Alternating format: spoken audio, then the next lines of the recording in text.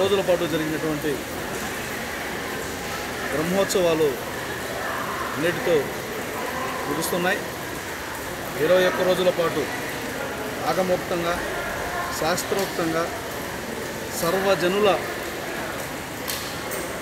ఆమోదంతో సర్వజనుల సంతృప్తితో భక్తజనాదులందరూ స్వామివారిని సంతృప్తికరంగా దర్శించుకునే విధంగా సౌకర్యాలు కల్పించి ఈరోజు బ్రహ్మోత్సవాలు విజయవంతం చేయడం జరిగింది. కాణిపాక ఆలయంలో బ్రహ్మోత్సవాలను పురస్కరించుకొని ఏ లోటుపాట్లు లేకుండా సహకరించినటువంటి రాష్ట్ర ముఖ్యమంత్రి వర్యులు నారా చంద్రబాబు నాయుడు గారికి, అదే సమయంలో దేవాదాయ శాఖ మంత్రులు ఆనం రామనారాయణ రెడ్డి గారికి, ఉప ముఖ్యమంత్రి వారికి, అట్లాగే ఆలయ అధికారులకి, అర్చకులకి, వేద పండితులకి, ఉభయదారులకి, భక్తాదులందరికీ కూడా పేరు పేరున మేము కృతజ్ఞతలు తెలియజేస్తున్నాం. మీరు గతంలో బ్రహ్మోత్సవాలు చూశారు, ఈసారి బ్రహ్మోత్సవాలు చూశారు.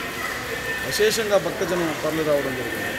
ఎక్కడ ఏ చిన్నపాటి అసౌకర్యం కానీ ఏ చిన్నపాటి ఇబ్బంది కానీ తలెత్తకుండా ఉత్సవాలు నిర్వహించామంటే ఇది అందరి యొక్క కోఆపరేషన్తో సాధ్యమైంది. భక్తులు కూడా సంపూర్ణ సహకారాన్ని అందించడం జరిగింది. వారందరూ కూడా వచ్చినటువంటి వారందరూ కూడా ఒక నిమిషం ఆలస్యమైన స్వామివారి దర్శనానికి వచ్చామన్నటువంటి ఓపికతో స్వామివారిని దర్శించుకోవాలన్నటువంటి భక్తి భావంతో ఎక్కడ అసౌకర్యానికి కానీ అసహనానికి కానీ గురి కాకుండా వారు కూడా భక్తి నివేదన సమర్పించి సహకరించడం జరిగింది. కాబట్టి ఈ కాణిపాక వరసిద్ధి వినాయక స్వామి వారి ఆలయానికి వచ్చే భక్తులందరికీ నేను ఒకటే విన్నవిస్తున్నా, రండి, విశేషంగా తరలిరండి. ఏ ఇబ్బంది లేకుండా మీకు సంతృప్తికరమైనటువంటి దర్శనం కల్పించే బాధ్యత దేవస్థానం అధికారులు తీసుకుంటారు. స్థానిక ఎమ్మెల్యేగా నేను కూడా తీసుకుంటాను. ఎవరికి ఏ అసౌకర్యం లేకుండా దర్శనం కల్పించే బాధ్యతల్లో ఎక్కడ కూడా రాజీ పడకుండా చేస్తామని కూడా తెలియజేస్తున్నాం.